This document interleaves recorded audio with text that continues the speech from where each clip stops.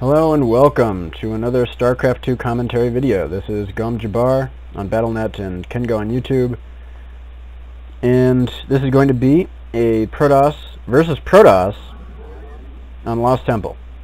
And I'm going to do this view from my view entirely because my wrists are kind of hurting and I want to take it easy. So this will also let you see where my screen's going and what I'm looking at, I guess. So, you know, I just did my my PvT decision making in the last video, and this one I'm going to show you guys what I'm doing in PvP right now. And if you're not familiar with this build, it might actually be pretty cool for you, so definitely pay attention. And my opponent Clockwork and I are just chatting about Dune. You should totally read it. It's an awesome book and series. Don't look at the movie though, it's terrible.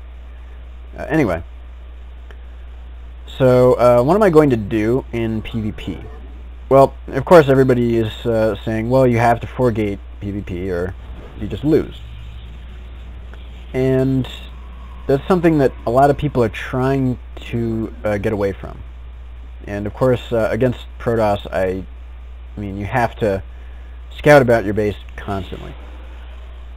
You don't want to see any proxy gates or cannon rushes. That's just really annoying. And that goes for any race when you're facing Protoss. Just scout around your base pretty early. It's pretty important.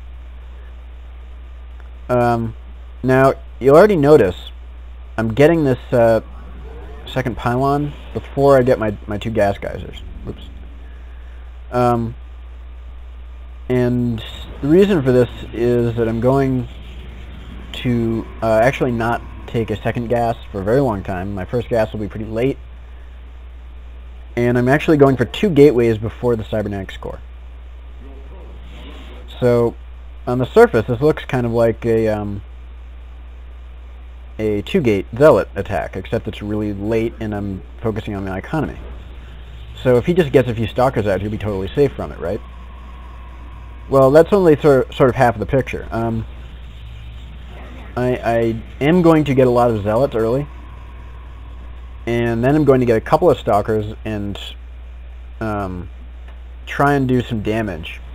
Because if he's doing a 4 warp gate rush, he actually won't have more than like 2 or 3 units before he gets warp gate research, and I'll be able to do a good amount of damage. I have a probe right there that's stuck, but you know, he's kind of hiding from the war. Doesn't really want to participate. Conscientious objector, I guess. What's this? I need to put a pylon down for sure. Right, so I'm actually, after these 2 gateways in the cyber core, what I'm going to do is expand what in PvP? Yes, I'm expanding. And also you should note that I am messing this build up a little bit. This is not ideal.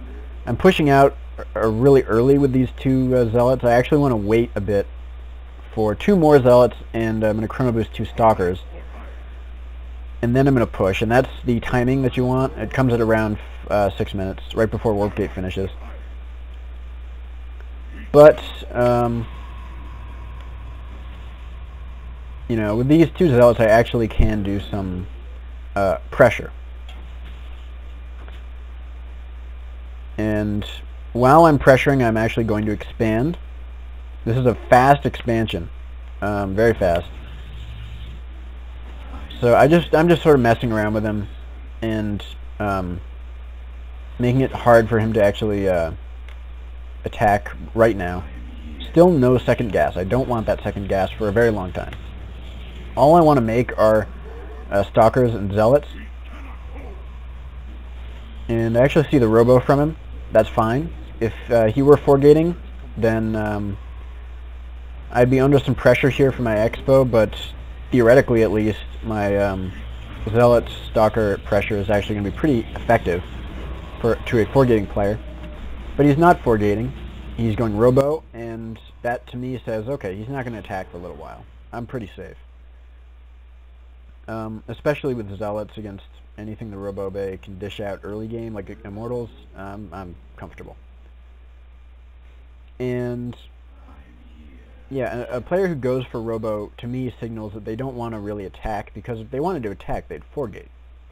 They want to try and defend the 4-gate. That's why they're Roboing. So, you know, that's pretty good for me. And a key to holding off attacks when you do Expo like this early is that first cannon. And let's talk about the lack of gas that I have. I only have the one gas geyser. I'm only making Stalkers and Zealots. Oh, there's one sentry. But anyway. You know, just Stalkers and Zealots, that's it. And if my opponent is going for 2 gas geysers, which he did, in which most Protoss will do, every sentry that he has when he's trying to attack you is not very effective. That's kind of a waste of money. Yeah, force field can be pretty good, but you know, it's not that big a deal, especially when you Expo. You're going to have a lot more units pretty soon, and sentries aren't going to make a huge difference. So you want him to waste that gas on sentries, and you want him to go for Robo because he's spending all that money on Robo. Like, that's not even a big deal. And, you know, you might think, but one base Colossus is so strong, wouldn't that just kill what you're doing? And the answer is no. And you're going to actually see that. So after I do expand, I put down more warp gates, I make that forge and a cannon, and I upgrade. Upgrading is a key to this strategy, which might surprise people because upgrades in mirror matchups tend to just not happen. But if you have upgraded units, well, okay, let's talk about it like this. I've got this Expo up, so I'm down a few units. But once I get, I'm up in mineral units. My Stalkers and Zealots are the real damage dealers here. My opponent is going to be up on gas units, of course. He'll have Robo units, he'll have sentries. But I'm not that worried about those. I have more damage dealing units, and more importantly, because of the Expo, I'm going to have just a lot more stuff in general. So one way to greatly improve the efficiency of my gateway army against, say, Colossi is to get those upgrades. So I will definitely be focusing on those.